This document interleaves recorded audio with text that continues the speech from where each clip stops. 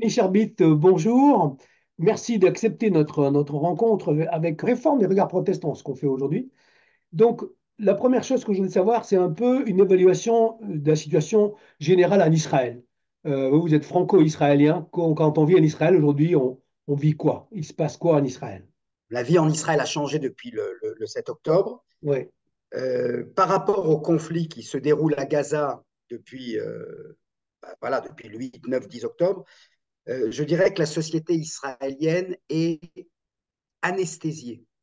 Mhm. C'est-à-dire qu'elle est aujourd'hui, comme dans une anesthésie, insensible à ce qui se passe en dehors de ce que les Israéliens ont vécu, ont souffert, souffrent encore.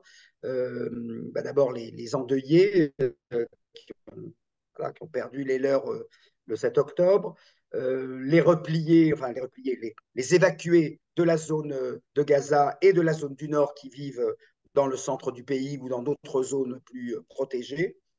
Et puis surtout les familles des otages pour Oui. qui le calvaire est insupportable, d'autant qu'ils ont le sentiment que le gouvernement israélien ne fait pas tout ce qu'il faut pour mettre ce dossier-là en priorité.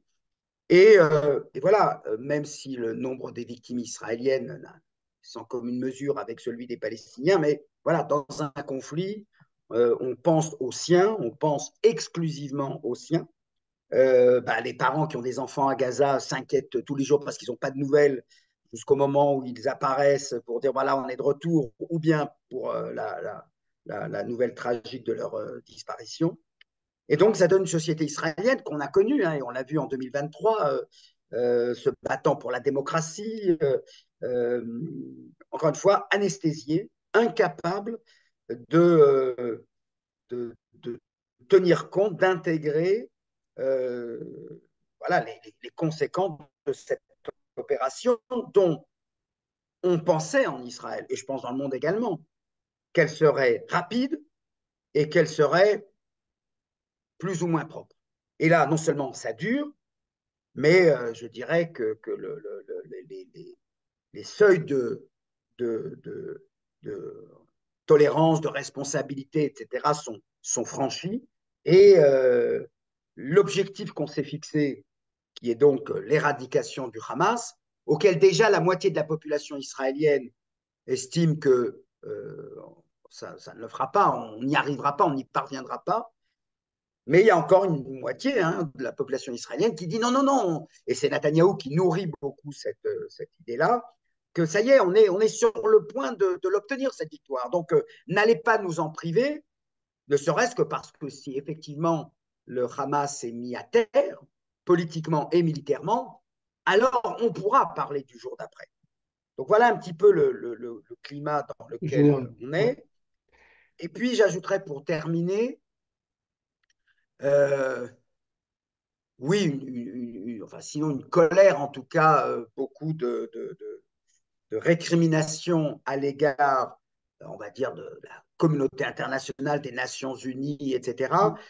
Euh, je dirais pas seulement à cause du blâme qu'on adresse légitimement à Israël, mais à cause, je dirais, du refus de voir pourquoi on en est là.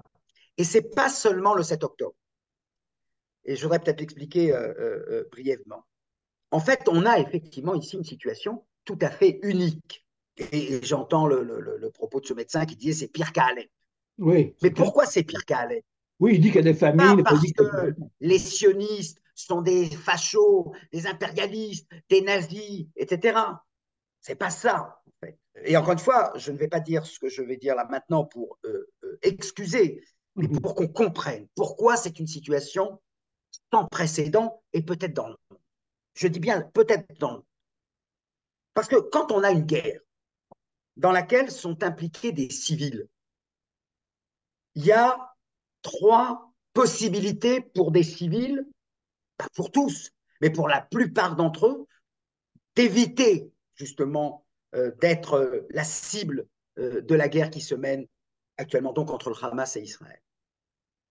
La première, c'est qu'en général, quand une guerre a lieu, elle n'a pas lieu sur tout le territoire, et quand le territoire est relativement grand, eh ben, si la guerre a lieu au nord, eh ben, on va vers le sud, et si la guerre elle est au sud, on va vers le nord. Regardez la seconde guerre du Liban, par exemple. Je n'ai pas dit que tous les habitants du sud Liban avaient pris quelques bagages pour partir, mais la plupart d'entre eux, avec une voiture, un bus, un train, etc., quittaient Tyr de Sidon pour aller vers Baalbek. Et voilà. Et on revient après la guerre. On va retrouver sa maison détruite ou pas, on verra bien, mais on se protège. Dans le cadre de la bande de Gaza, c'est pas possible. Pourquoi? Oui, Parce que c'est 30-40 kilomètres c'est et que extrêmement petit. l'ambition de l'armée israélienne, c'est d'aller jusqu'au bout de ce terrain de 40 kilomètres pour éradiquer le Hamas. Deuxième issue de secours pour des civils, et ça, c'est la responsabilité de ceux qui les dirigent. Eh ben, on crée des abris. Eh ben, il y en a à Gaza des abris. On nous dit qu'ils font des kilomètres et des kilomètres de tunnels. Seulement voilà, le Hamas, lui, n'est pas intéressé à protéger sa population civile. Et donc, il n'y a que les militants du Hamas qui ont le droit de rentrer dans ces tunnels. Tous les autres exposés. Pourquoi? Parce que ce qu'ils veulent, c'est le chaos. Ils veulent qu'on montre du doigt Israël en disant, regardez, moi, mes abris, je les ferme.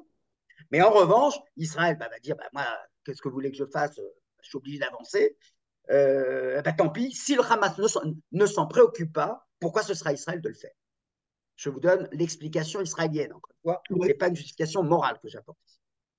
Et puis la troisième chose qui existe, regardez la Syrie, puisqu'on l'a évoqué tout à l'heure. La Syrie, qu'est-ce qu'il y a eu? 3 millions sont partis en Turquie, 2 millions sont partis en Jordanie et 1 million sont partis au Liban. Près de 6 millions, et sans parler de ceux qui sont allés en Allemagne. Là, l'Égypte, qui est le seul pays qui pourrait les accueillir, refuse de le faire. Pourquoi? Parce qu'on nous dit, ah, ça peut être la répétition de la Nakba. C'est un argument que je veux bien entendre, mais après tout, regardez l'Ukraine, la Pologne a ouvert ses frontières provisoirement. Il ne s'agit pas de faire des Ukrainiens des Polonais.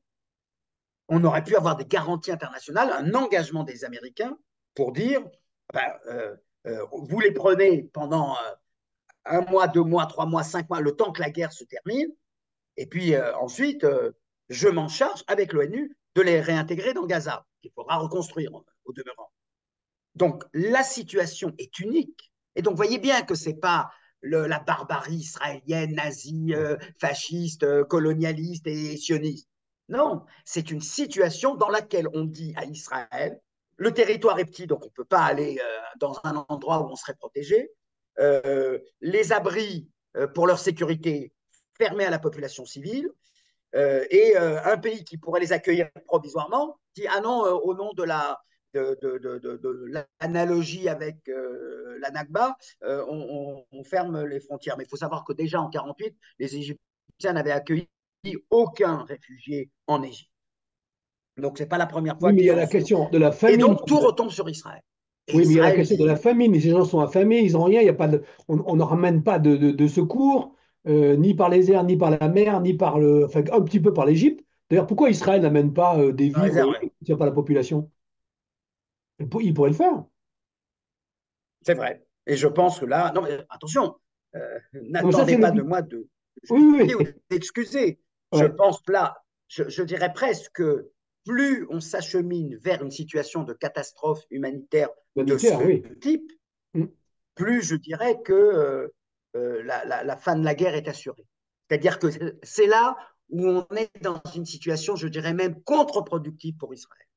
C'est clair. C'est-à-dire que si elle était capable d'assurer, enfin d'éviter une crise humanitaire de grande ampleur, à ce moment-là, on peut imaginer qu'Israël arrive à imposer, dans un dialogue qui devient de plus en plus compliqué avec les États-Unis, arrive à imposer le maintien ou la poursuite de la guerre jusqu'à l'élimination du Hamas.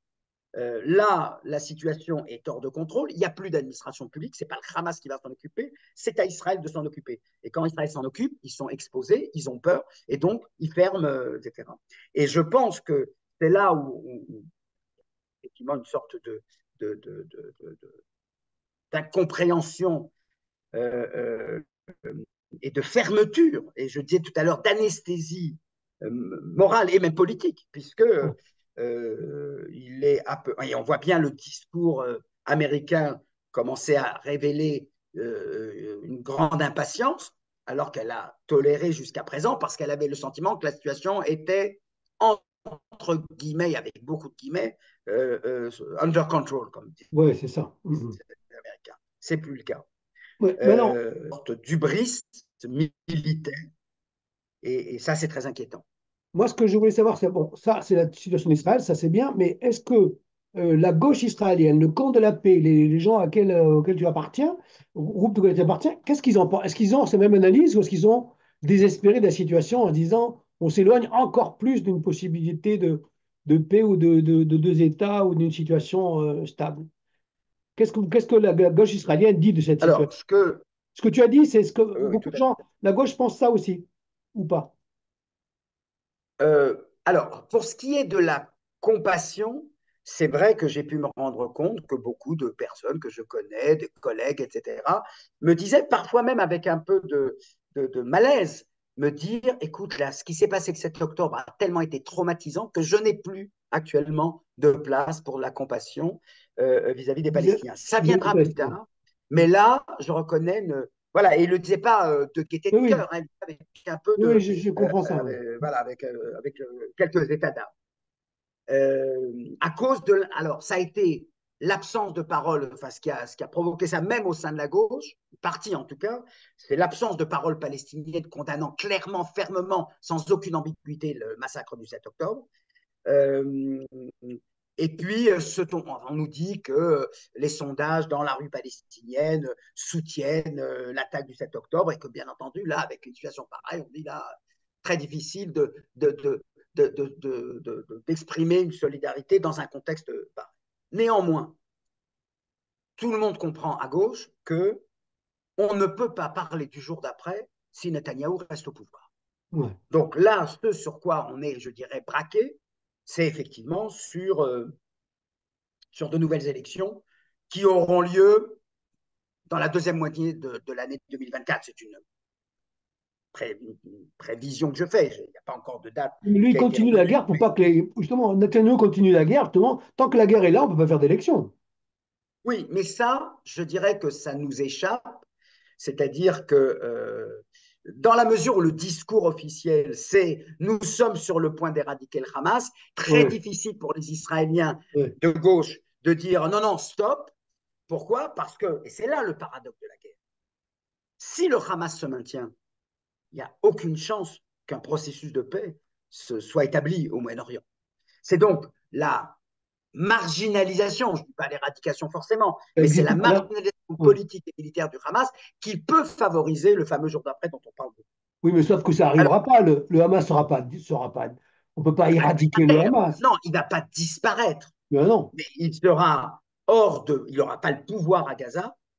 Et ça, voilà, c'est là où c'est compliqué. Il n'y a pas que Netanyahou qui doit sauter pour qu'il puisse se passer quelque chose. Il faut d'abord que Biden soit réélu, ce qui n'est pas encore gagné, Ouais, mais il faut également que du côté palestinien, une nouvelle direction politique émerge, c'est-à-dire que Mahmoud Abbas est sur la touche, il est l'objet des événements, il ne les contrôle plus, mais ça ne peut pas être le Hamas. ouais. Aucun leader du Hamas, d'ailleurs, admettrait une négociation dont la finalité, c'est la reconnaissance de l'État d'Israël.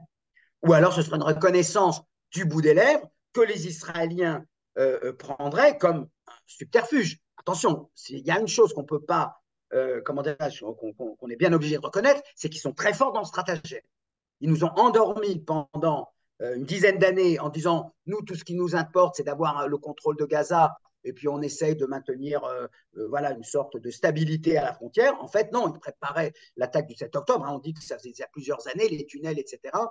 Donc, croire sur parole le Hamas, les survivants du Hamas, en disant finalement, on a bien réfléchi, c'est pas la destruction d'Israël qu'on veut, c'est exister comme bon voisin à côté d'eux. Attendez, quel Israélien, de gauche ou de droite, laïque ou religieux, vous allez convaincre avec le Hamas. Mais c'est comme si c'était Netanyahou, que les gens se fassent le raisonnement suivant, c'est comme si Netanyahou disait, écoutez, je reste au pouvoir, je vais faire la paix.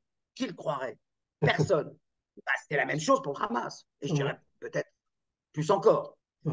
Euh, mais même contentons-nous de penser que ce serait la même chose. Donc, il faut aussi une nouvelle direction palestinienne. Donc voilà.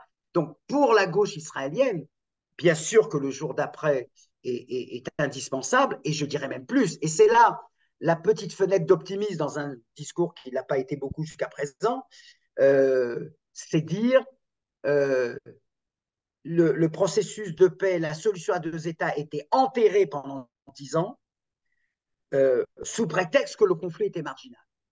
Aujourd'hui, plus personne, même en Israël, ne peut dire le conflit israélo-palestinien est marginal. Il est central. Et s'il est central, il faut donc le résoudre. Et là, je pense que politiquement, la gauche israélienne va pouvoir, si j'ose dire, se refaire une santé, mais à une condition. Et ça, c'est important, de cesser de considérer le conflit comme opposant le bien et le mal. Et je vais vous dire pourquoi. Pas parce qu'on a besoin d'entendre qu'on est bon ou qu'on est bien, mais parce qu'il ne faut pas oublier que la solution à deux États suppose le retrait territorial de la Cisjordanie, c'est-à-dire d'avoir nos voisins palestiniens sur la frontière de Tel Aviv et de Netanya. Ce n'est pas 3 ou 4 kibbutz, c'est une petite ville de développement de 5 000 ou 10 000 habitants. Et ça, je peux vous dire que ça va être ça, la grosse difficulté de la gauche israélienne et du centre, de dire on va pouvoir se retirer des territoires. Et c'est pour ça qu'il me semble que la formule intermédiaire pourrait être, y compris pour la communauté internationale et pour la gauche israélienne, solution à deux États, mais avec comment dirais-je, des exigences sécuritaires qui font qu'on étalera le retrait israélien, en commençant par exemple par le retrait des colonies. Le retrait des colonies n'affaiblira pas la sécurité d'Israël. Mais le déplacement de l'armée sur la frontière, il ne faut pas oublier, la taille d'Israël, c'est une taille de guêpe, c'est 12 Oui, kilomètres entre bien la mer sûr. et la frontière de l'État palestinien. Euh, donc, vous voyez qu'il y a beaucoup de préalables. Néanmoins, je ne vais pas dire que la solution à deux États est ressuscitée. Je préfère la métaphore qui consiste à dire qu'elle était enterrée et qu'aujourd'hui, elle est déterrée. Oui, Déterrée ne veut pas dire qu'elle est encore vivante, parce qu'il oui. faut gagner les élections, il faut voir ce qui se passe du côté palestinien, il faut que Biden l'emporte, et puis il faut que la communauté internationale, après cette période où il y a les bons, il y a les méchants, il y a le bien et le mal, arrive à une considération plus, on va dire, modérée, plus équilibrée, plus nuancée, des responsabilités partagées, comme je l'ai fait tout à l'heure quand j'ai expliqué la question de la population civile qui ne peut même pas demander à sa direction politique et militaire de trouver des abris. C'est-à-dire de considérer la complexité de la situation. Et à ce moment-là, cette petite fenêtre d'ouverture pourrait peut-être s'élargir et devenir voilà, la voie de la paix à laquelle nous souscrivons D'accord. tous. Donc vous dites en gros que on est tellement au bout de quelque chose de tragique qu'on n'a plus le choix maintenant. Il faut avancer pour la paix, quoi, pour les deux Là, États. Ouais. Alors clairement, que jusqu'à c'est-à-dire que présent, on s'en contentait le, de. Oui, non, la communauté internationale a laissé faire, je dis toujours, elle oui, a laissé faire. Pourquoi? Bah parce qu'à côté de la Syrie ou de l'Irak ou de l'Ukraine, le conflit israélo-palestinien était un conflit de faible intensité. oui, c'est ça. Regardez, prenez la seconde intifada, ça remonte à 20 ans. 5 000 morts du côté palestinien, 1 000 morts du côté israélien. C'est terrible pour les 6 000, familles concernées, pour les personnes qui ont perdu leur vie. Enfin, à l'échelle d'un conflit aussi long et aussi problématique, on pouvait dire, bah, écoutez, voilà, gérer le conflit de cette manière-là, on vous laisse faire. Là, aujourd'hui, on est dans l'attaque du 7 octobre, près de 30 000 Palestiniens, y compris les militants du Hamas.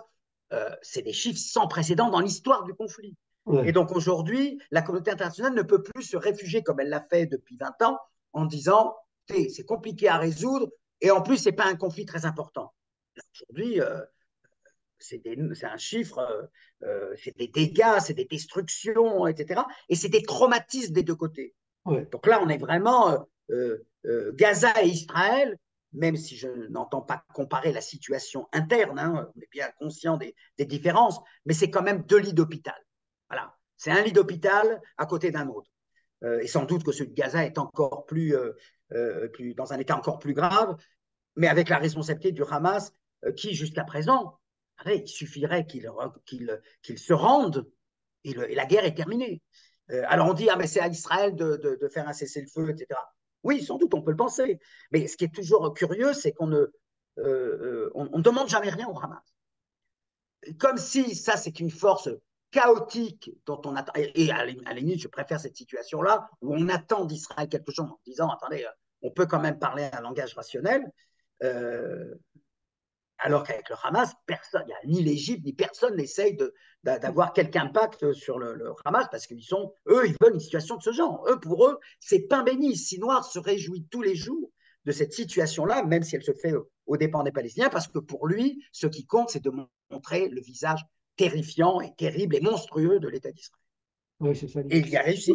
On n'a pas dit Attention, un mot sur je ne. Netanyahou. Netanyahou, enfin, en Occident, on dit, enfin, dans les pays européens un peu partout, on dit Netanyahou continue la guerre pour rester au pouvoir. C'est un peu exagéré ou il y a quelque chose, ça ressemble à la réalité, ça? Exagéré. Non, attendez. Alors, je le dis de la manière suivante. Netanyahou n'est pas seul dans le cabinet de guerre.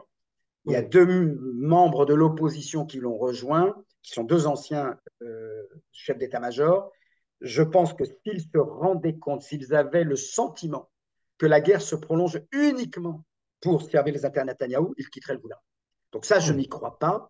d'accord. C'est vrai qu'on est dans une phase. Vous savez, la différence entre Israël, force agressive, tout ce que vous voulez, et tous les pays agresseurs de ce type, c'est que les autres, on leur laisse faire. Assad a pu mener sa guerre pendant 10 ans. L'Ukraine, la Russie, plus exactement Poutine, peut continuer la guerre, personne ne Poutine. l'arrête, même s'il y a des armements américains et européens, etc. Israël n'a pas. C'est parce qu'elle n'est pas une grande puissance, même si elle est une puissance régionale, même si elle est 10 fois, 100 fois supérieure au Hamas. Et encore, on voit comme c'est compliqué parce que Ouais. c'est une guerre de guérilla de ce type, c'est pas facile à gérer. Mais on dit à Israël, Israël commence une guerre, il y a déjà le chronomètre, le stopper, et là, je dirais quand même que la communauté internationale a révélé beaucoup de patience. 5 mois, ça n'était jamais arrivé. Oui. Euh, donc, la question, c'est comment on termine la guerre et sur quel résultat. Oui. Et je pense que c'est là où les deux compères de Netanyahou, enfin, deux compères, les deux alliés de Netanyahou, mais qui sont de l'opposition, considèrent que, effectivement, il ne s'agit pas simplement d'un rapport de force gauche-droite ou centre-droit, mais c'est aussi quelle situation stratégique, avec quelle situation stratégique on termine cette guerre. Des élections, il y en aura.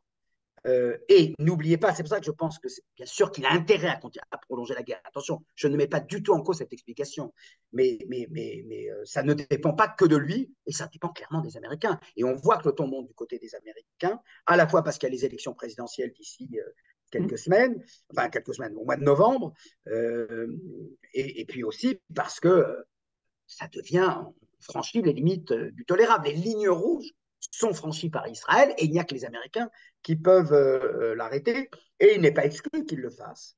Euh, mais attention, lors des prochaines élections, Netanyahou sera là pour dire je suis le seul leader qui peut empêcher la création d'un État palestinien.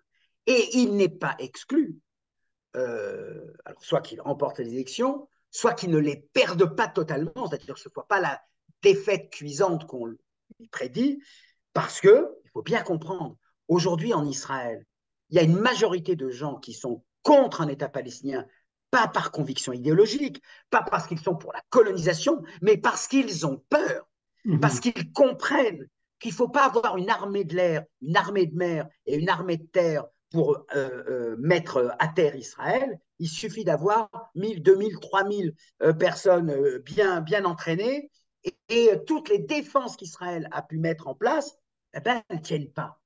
Et Mhm. ça, avant, c'était facile de dire ils n'ont pas la puissance militaire pour vaincre Israël. Ok, d'accord, ils détruiront pas Israël. Mais regardez, là, c'est pas un attentat qui fait 10 morts, 20 morts ou 30 morts. Et c'est pas simplement le nombre, c'est le théâtre de cruauté qui a été le 7 octobre. Et ça, c'est un traumatisme qu'on doit prendre en compte pour considérer que s'il y a une majorité actuellement qui est contre un État palestinien, encore une fois, ce n'est pas parce qu'ils pensent que le grand Israël, ça nous appartient, parce que Dieu nous l'a donné, mais parce qu'on a peur d'un État palestinien. Mhm. Fut-il démilitarisé? Il y a bien D'accord. ici une hantise sécuritaire, et ça, qu'est-ce qu'on peut répondre? Ça ne va pas être très simple, et c'est pour ça qu'on a besoin, après la guerre, pas aujourd'hui, mais après la guerre, d'une communauté internationale beaucoup plus responsable, c'est-à-dire beaucoup moins manichéenne qu'elle ne l'est aujourd'hui, dans un contexte de crise humanitaire, de destruction de Gaza, qui me fait comprendre pourquoi la communauté internationale, les opinions publiques réagissent comme elles réagissent, mais le final, c'est que nous, on reste des voisins des Palestiniens. Et donc, comment trouver les arrangements de sécurité, les arrangements qui permettront aux Palestiniens d'être libres, mais d'être libres sans menacer Israël, c'est pas un problème facile à résoudre. Et il ne suffit pas de dire, et je le dis alors que vous savez, je milite toujours et je continuerai de militer pour la solution à deux États, mais malheureusement, il ne suffit pas de cette incantation de la solution à deux États pour penser qu'on va le faire et tout va s'arranger dans le meilleur des mondes. Ce sera malheureusement beaucoup plus compliqué et c'est avec ça qu'il faut convaincre l'électorat et Netanyahou, avec le verbe qu'il a, saura dire pourquoi c'est une menace et que, voilà, et que le Hamas est toujours là, présent, etc. Voilà, je veux montrer, moi, encore une fois, la complexité de la situation. D'accord. Très bien. Bon, merci beaucoup en tout cas. Super. Merci Jean-Luc.